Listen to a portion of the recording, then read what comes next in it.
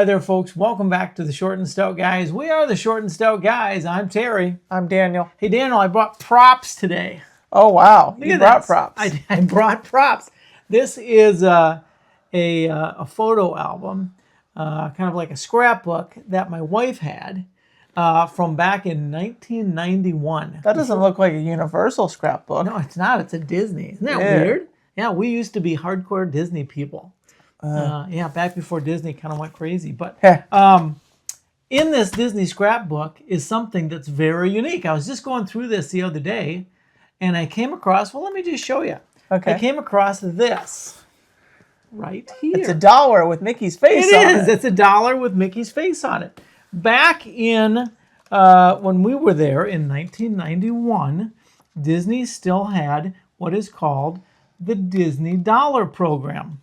Disney Dollar Program. Wow. And what they did was Disney had currency in their parks that were at certain locations. If you spent United States money, they would give you back in change, if you wanted, Disney dollars.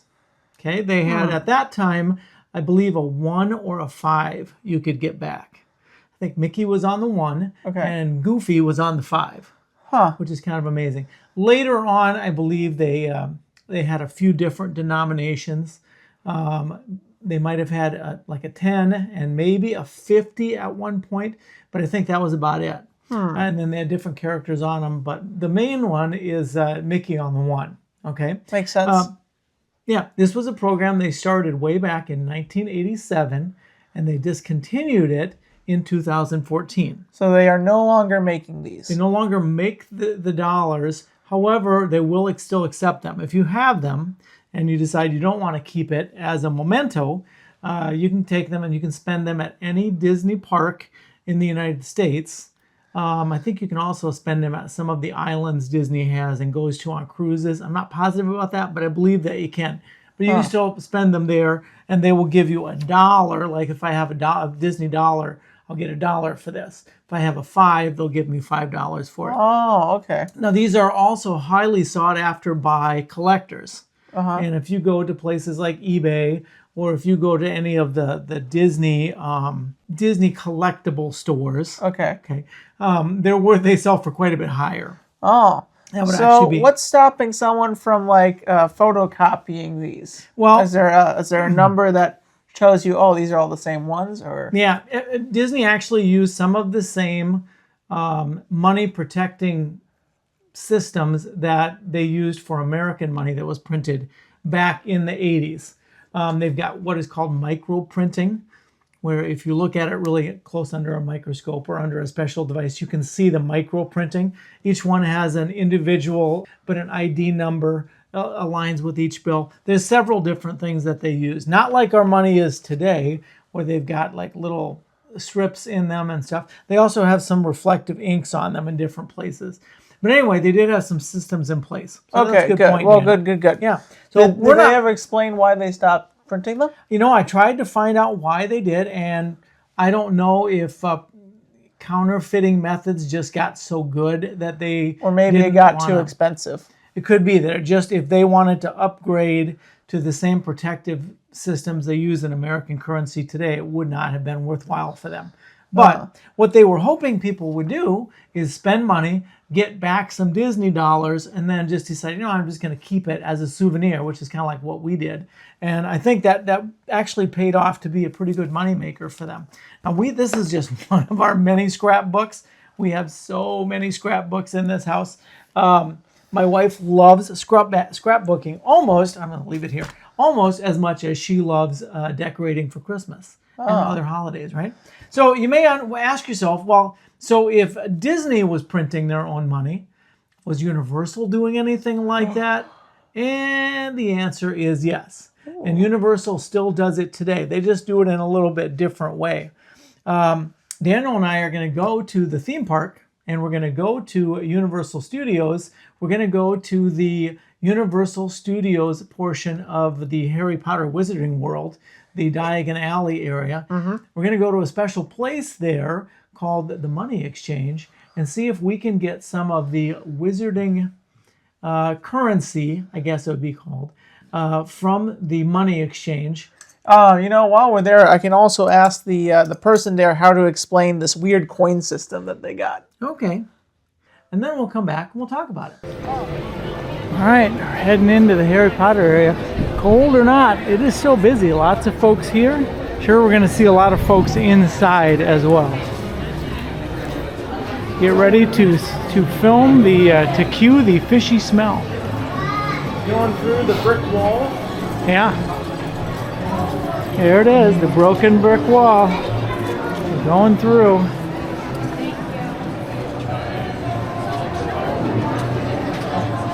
All right. This is always one of the busiest places in the park. Yeah, it is kind of a pinch point a little bit.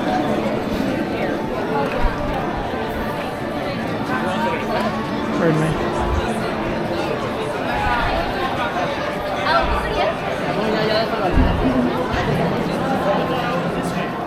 All right. But we are going into the money exchange in just a minute. Money exchange is just a little bit of ways away from the stage, and we'll go in and see if we can get some of our muggle money exchanged for some wizarding money, and maybe talk to the guy who works in there. All right? All right.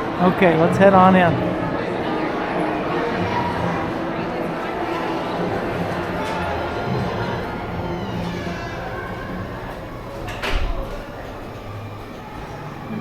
Good morning. Once you have completed your exchange, please leave as efficiently as you can. Thank you. Excuse me, sir. I had a question about the Wizarding World money system.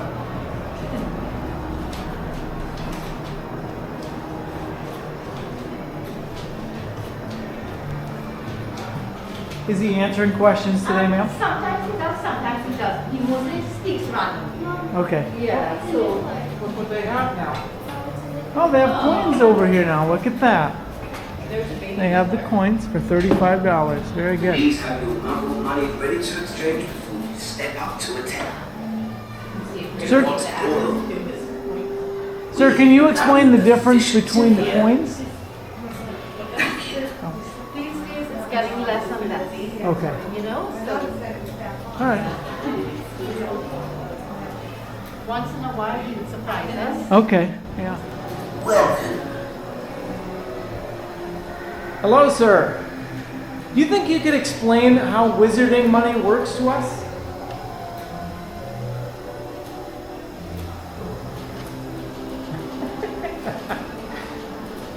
I think we're just out of luck. Sir, can you explain the different values of wizarding coins?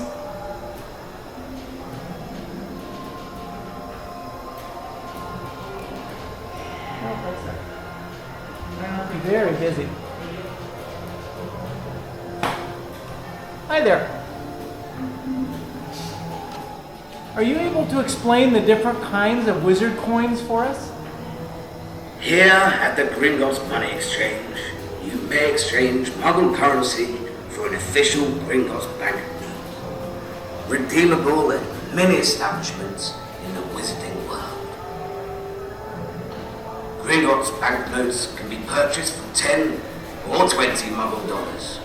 We will handle the conversion for you.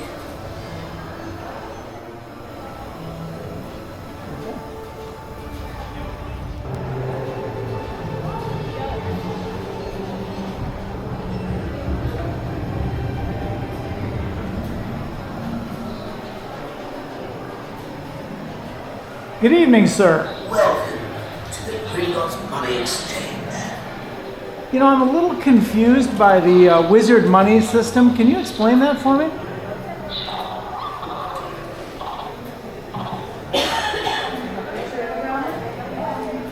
He's too busy. Guess now. What's that? He's too busy for questions. Oh, is he? Okay. All right. Well, I didn't realize he looked kind of busy. A small one involves some stuff. Attention, please. This is a money exchange only. If you wish to open an account, please visit Gringotts Bank. Thank you.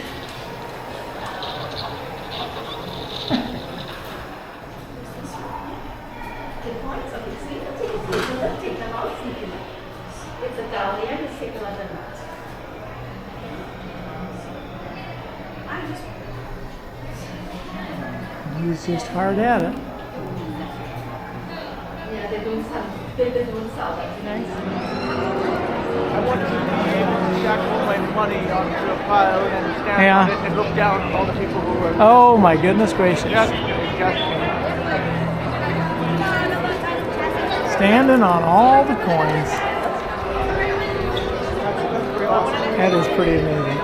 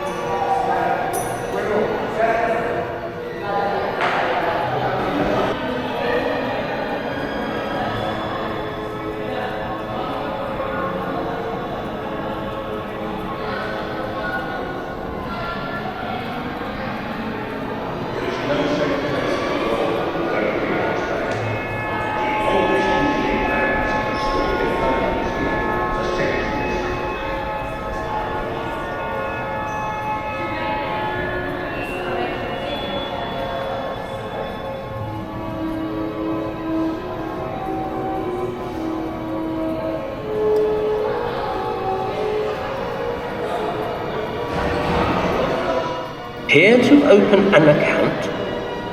Very well. Move along to the security office to have your Gringotts identification photo taken.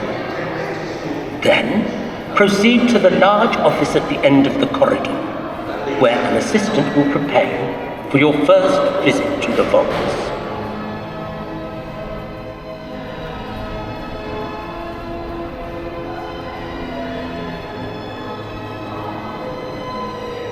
All right.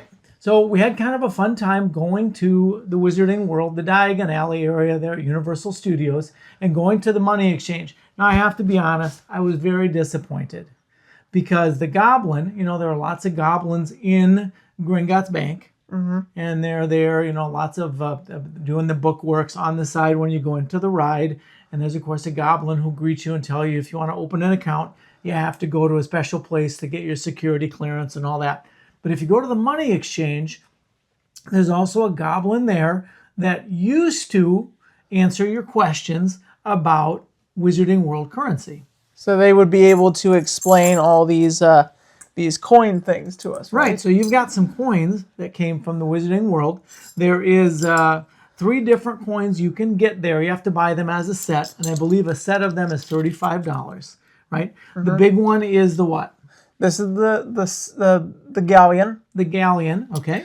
And then you've got The sickle.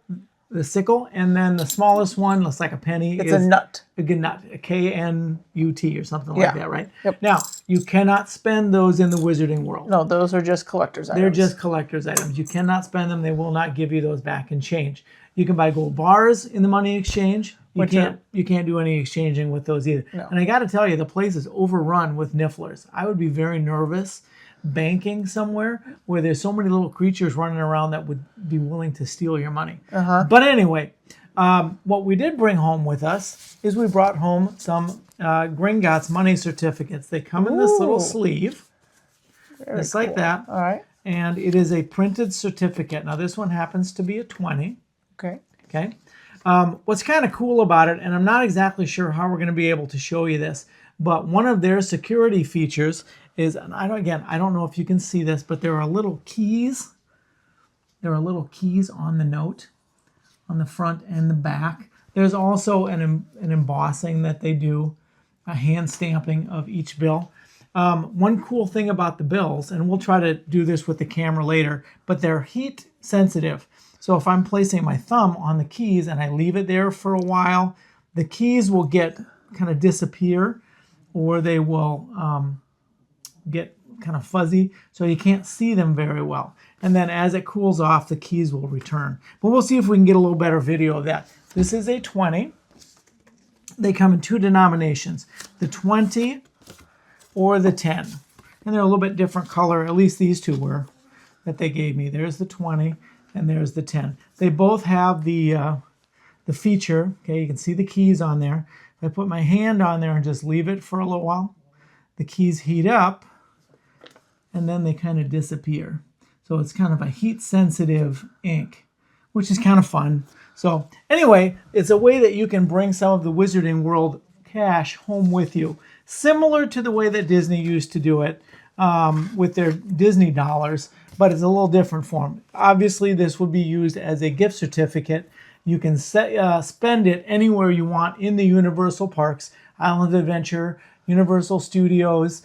You can spend it a little bit out in City Walk, but it has to be a Universal-owned property.